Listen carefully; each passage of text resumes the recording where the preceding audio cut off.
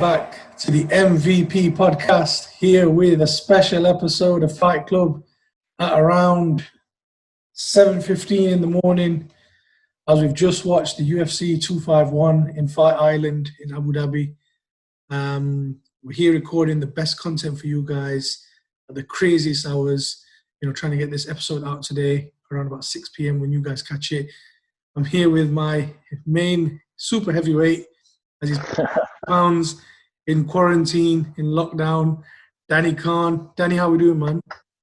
I'm good, man. Team no sleep, obviously. Tried to ride it out and that. You know me, I'm getting old, so I fell asleep for a bit though. I couldn't handle it, so you know what I mean?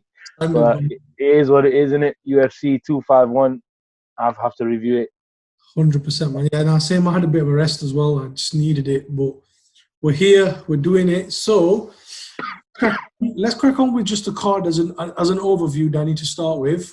What do you give it out of 10, the card? The card itself or the performances? Just the all the performances, the results, the card, just all of it. What would you say out of 10 if you had to score it? Probably a 6. I thought to say there was a lot of talent on that card. Mm-hmm. I found the overall performances quite underwhelming, to be honest with you.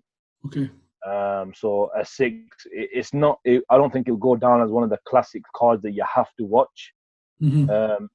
Had anyone have watched it after the hours that it aired, I won't be surprised. There's a few talking points in there which we will go through, but it wasn't the greatest card in my opinion. Although it looked stacked, going into the fight and the hype was real, but it just was a mediocre average card.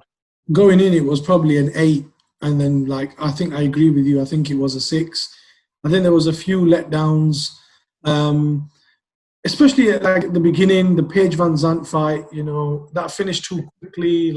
I just think Paige is very overrated. I don't think. Just, no disrespect to her, but she's just a pretty face, isn't she? You know what I mean? That's her thing, and that's what sells for her. She tends to call herself America's sweetheart. So, I mean, if I were her, I know she's said recently in the press that she made more money off Dancing on Stars. I'd probably try and go into the route of doing reality TV or something like that, because she's not the best fighter. Like, her record now is what, 9? Is it 8-5? 8 wins, 5 losses. She's had a fair few losses recently. She's not very good, technically not gifted, and I know she's had injuries as well. Like, don't get me wrong, she has had 3 surgeries on the arm, but for how many times are you going to use that as an excuse? You know what I mean? Yeah. She's not cut out against these grapplers, these wrestlers. The arm bar so early in, it was just too easy, man. I want to move on to the next fight, Danny, though, because I think the Rose Namajunas fight against Jessica Andrade, which was a rematch, I felt like that was a good fight. That was a really good fight. And I'm impressed with Rose's discipline throughout the fight. Even though she got a really nasty cut, but she was very disciplined throughout the fight. Both of them very tough cookies. Obviously, Thug Rose, as they call her, came out with the W at the top. That was a good fight. It happened very early, so I can't remember most of the rounds, if I'm honest with you, because I've watched about the last 5 fights altogether. But no, I know she had that really nasty, blistery kind of thing on a thing. But yeah, she'll do well. She's gonna go challenge for the champion now. I think they're trying to organize that fight, and that's well deserved. Obviously, that'll be a big fight. That she fought a clinic of a performance, so it's good to see the women getting their run out as well. Hopefully, towards the near future, we can sort of see more, because we've seen it before, but we can see women being the main event of the UFC. Mm-hmm. And I think that there is women in the UFC that can do that, and that can be the sort of main event, and it is something to look forward to. And obviously, it'll attract a lot of women fans to the UFC as well, which is not a bad thing. So yeah, I'd like to see that. I can't wait to see that, to be honest. I think Amanda Nunes is still the biggest gate when it comes to female fighters that's left in the UFC. We've had a few, haven't we? Obviously, the original was always Ronda Rousey. I remember, when she first came, and then when Holly Holmes kind of dethroned her, that was a massive shock. And now it's Nunes, the lioness, the champion in both weight classes. So I think she's on about a 9 or 11 winning streak as well, isn't she, Amanda? She's on about 10, 11. Yeah, she's on a streak. So talking about winning streaks, a guy who was undefeated for so long, and then in 2015 when he got knocked out in 13 seconds, Josie Aldo. Yeah. For me, I was talking to my brother. We came to watch it here. We watched it together. I think since 2015, Aldo's never been the same. I think McGregor messed him up so badly that he's just never been the same. He's had a couple of wins, but they've not been impressive. They've not been the way they used to be. And the losses have looked really bad. And in this one, we'll get on to the referee in just a second, but he didn't look great. Like, he started off all right. But then as the fight wore on, Peter Yan just looked ready to take him out. And, like I was saying, the referee was very, very bad. I personally think the referee should get sacked, get fired. Yeah. Because he let... When someone's turned upside down and you're on top of them or you're behind them and you're beating the crap out of them and they've got no defense and they're not hitting you back, that's a sign this guy's done. Yeah. Fair enough, it's for a couple of seconds. Fair enough, you might think, okay, you can turn around. But when it's a 40-something seconds, you just told me before we went on camera, 40-something seconds, that is absolutely ridiculous. It was disgusting. I mean, and we'll get to that, like I said, eventually. But for Aldo, I think first round he showed very well. He brought back his leg kicks. You know what I mean? And a lot of them leg kicks did hurt Peter Yan. And I remember Peter Yan going down in the second round from one of the leg kicks as well. The first round. The first kick. Oh, yeah. So, he should have stuck with that. I don't know why he didn't stick with that. I don't know what overcame him. Did he just get tired? Did he get overpowered? Mm-hmm. And yeah, there are some losses in life that you don't recover from. It's kind of like an example of Wilder right now. He's going through it. The last fight that Fury took of him, like, Wilder is literally, he says one thing one day, he says another thing one day, and nothing that he says actually makes sense. So it does happen. It can have an impact on your psyche like that. And obviously, look, at 2015, he was the hottest prospect, if not, one of the hottest, or if not the hottest. And to be dealt with like that in a manner of 30 seconds, it will have an impact on your psyche, and it will make you feel bad. And that, that's when a champion's really tested, isn't it? That champion's then got to look into his heart, into his grit teeth, bite down on his gum shield, so they say, get up and start again. But it comes from a lot of things, and those kind of impacts, like I said, they can have a negative impact. The referee, I totally agree with you. Like, I've been watching combat sport for maybe 15 years, yeah. I've seen it all from, Manny Pacquiao getting dropped by, what was his name, Marquez in the fourth round, which was a horrible knockout, you know what I mean? I've seen Mike Tyson knock people out. I've seen Conor McGregor knock people out. But the fact of the matter is, this referee, Josie Aldo, is on the canvas with his hands behind his neck like that, and he's not moving. He's getting hit. Call the fight. Okay, so he moved back, but he's not throwing anything back. If you can't throw anything back, you need to stop that fight. What could happen? More needs to be done to protect fighters. He could have had a serious concussion. Obviously, the fighter's not going to tap out because of pride, and I understand that. But as the referee, your competition, your main objective is to protect the fighters at all times. He got hit for a amount of 45 seconds to the point I felt uncomfortable. And I'm a guy who's watched combat sport for a long time. So nothing sort of phases me in that. It's as if, and this is a joke, but it's as if that referee watched Rocky IV before he went in refereed and said, if he dies, he dies. That's literally how I felt, and it is absolutely disgusting, man. I can't remember his name. I can't remember the ref's name, and to be fair, it was the first time I've ever seen him in a UFC fight. He may have done undercards, he may have done fights before, UFC fight nights and things like that. I've just not recognised him. I'm telling you, I think the audience not being there had an impact on it as well. Had the audience have been there, I think he would have called it. That's a good point. Because I think people, naturally, people have got a bit of a heart at the end of the day. There's a lot of bad people in the world, there's good people in the world, but people do necessarily have a heart, you know what I mean? Yeah. Somebody in that crowd would have made a sound or shouted, and a lot more people would have done that. It's possible. It's very possible. Absolutely, honestly, absolutely disgusting. He needs to get looked at, seriously. The guys who run the UFC need to look at him and either discipline him, give him a discipline, or you tell him, mate, what were you thinking here? What was your logic? It was very bad. And just kind of moving on from that to refereeing decisions onto now judges' scorecards, because the next fight had some controversy as well. We had Max Holloway versus Alexander Volkov Ski in the rematch. The first fight in December was a really good fight, and I think that Volkanovski deservedly won that fight with leg kicks, with distance, with fantastic accuracy with his shots, and a game plan that he stuck to. But in this fight, I felt like Max Holloway made a few key adjustments. Narrowing his body shape, not taking the leg kicks, closing the distance at the right time and going back at the right time, and just finding the perfect game plan to some degree for the first 3 rounds, at least. Pretty much winning the first 3 rounds for most people. But he was not given the decision. It was a 3-2 split decision in favor of Volkanovski. Now, I see this report on Instagram. It was a poll that was worldwide poll from MMA, some MMA site, and there was so many thousands of people that voted, and they had Max Holloway 3-2 quite clearly as well. So, what's your take on Volkanovski retaining the title in that fashion? So, it's one of them, innit? I can see it from both sides. Having watched combat sport for a long time, I can see why the decision was given to Alex, and I can see, in my opinion, first and foremost, I must stay out there, I thought that Holloway did win that. He did enough to win that. He made the correct adjustments. But if I break it down for you round for round, first round, he looked amazing. He won that clearly. Second round, he looks amazing. He wins that clearly. The third round was very tight. It was tight. Very tight. I'm talking, I think from the top of my head now, I might be wrong, but I think that Holloway had 48 significant strikes and Volkanovski had 47. Okay, I don't know about the official stats. I have not checked them. Now, going on to the fourth round, I think Alex, he did a lot. He adjusted quite a lot. Yeah. And he was able to win the fourth and the fifth round. Now, I've always been taught that. So, obviously, like I said, for me, I did say Max won that. But I've always been told that if you want to win the belt off the champion, there's 2 things you have to do. You have to either knock the champion out or you have to convincingly win.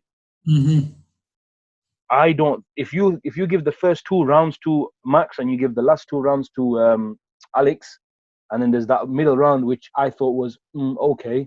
Yeah. It's not convincing. Yeah. So then I can see then why the judges. Yeah. It's not. I wouldn't call it a robbery. Like a robbery is a very harsh word for that. Like, I've seen worse robberies. Tim Bradley and Manny Pacquiao, for example. Exactly. That's a robbery. That's a lot worse. And obviously the Deontay Wilder first fight against. That's a robbery. Yeah. That's a robbery as well. So I see why the judges give it, and I see why the people are pressed about why Max didn't win that. The good news coming out of it is, I think, they have to have another match, don't they? They do. I don't think they will now. Now that Volkanovski's won 2, I think Max is going to have to rebuild his brand again. Unfortunately, I think he's going to have to take a few, challenge fights and then build up to number 1 again if he can. I think he will be able to, because this guy is definitely a Hall of Famer before 30 years old. Come on, you know what I mean? 100%. He's got one more shot in him. I just don't think it's immediate this time. I think it won't be immediate. It'll take a while, but he'll get there again. And like I said, Volkanovski I do feel for him, but it's one of them, innit? But you know what? What surprised me the most was that how dominant he was in the first fight, Alexander Volkanovski. But the second fight, he didn't look as dominant, even in round 4 and 5. Round 4 was pretty tight, and I think Volkanovski did win it for me as well. And round 5 was a bit more for Volkanovski. But it was crazy how Max made the adjustments without actually training. Believe it or not, I was listening to a podcast the other day, and he hasn't trained for the fight. He's only been doing Zoom workouts. He's not training. So that was impressive. Very much so. Very much so. Well, he'll be back.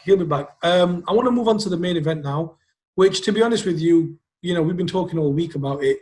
So impressed, so happy, so excited the UFC will be able to put on this fight on 6 days' notice. Normally, it doesn't work like that. Normally, a fight like this gets turned on upside down in 6 days. But we had a good fight, and we got turned into a great fight. But then when the fight happened, I mean, it was like Kamaru Usman just missed social distancing and all this, restrictions of touching and all of that. Get it all out in this fight. I want to hug all night. I want to do all I can. Touchy-feely business. Kamaru Usman is like me after I ain't seen my girl for 2 weeks. That's how much I hold her, you know what I mean? And tell her I love her and stuff like that. That's pretty much what that fight was. It was oh man. Look, no disrespect, yeah. He did what he did, and in all seriousness, he did what he had to do to win that fight, yeah?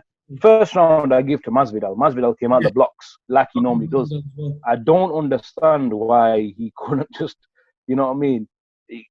I know it takes a lot of energy to get out of a clinch, you know what I mean, and to flip on your back and to come off of that. And Kamaru had him a lot, man. He had him up on this, he had him up on that. And I think in the second round, if a round is 5 minutes long, yeah, And this guy, Usman, had him held for 3 minutes and 10 seconds. Yeah, he had it for a long time. You know what I mean? So there wasn't a lot of activity for me in those clinches. Like there was a lot of this shoulder business. And no, I respect him for that. That's a new trick to his arsenal. No effective strikes in those clinches, like in the. Did you see the toe ones? Annoyed me. Yeah, he's stomping on his toes. I know, man. Like, it's like he like don't get me wrong. I love Usman. I love what he does, and he reminds me of Khabib and John Jones at times with some of the stuff he does with because he's so dominant. Like dominant, and he's proven he can be a standing fighter. Look at Kobe Covington. He went to with him and he knocked him out. So this is why he won't be a fan favorite, I think. But he can mix it up. But I think, to be honest with you, I think he's more about legacy. He just wants to win, get defenses, get the wins, keep the belt. There'll be people who aren't champions that'll have more fans than him. How sad is that? Masvidal. Not Masvidal. Usman. No, that's what I'm saying. Masvidal is an example of what you just said. He's a champion. He's fans than Usman. You know, say so. It's not like no disrespect to him. Like he's dominant. He's done what he had to do. Like I'm not knocking him for doing that. But mate, like that was a small fest. It would have been nice to see a bit more.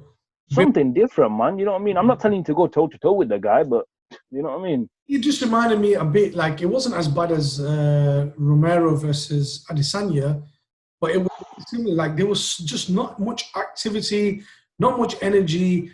And like Masvidal did well to last 5 rounds. I had Usman as a thingy, as a favorite to win. Yeah, same. Knockout. So, credit to so I had Usman as a knockout win.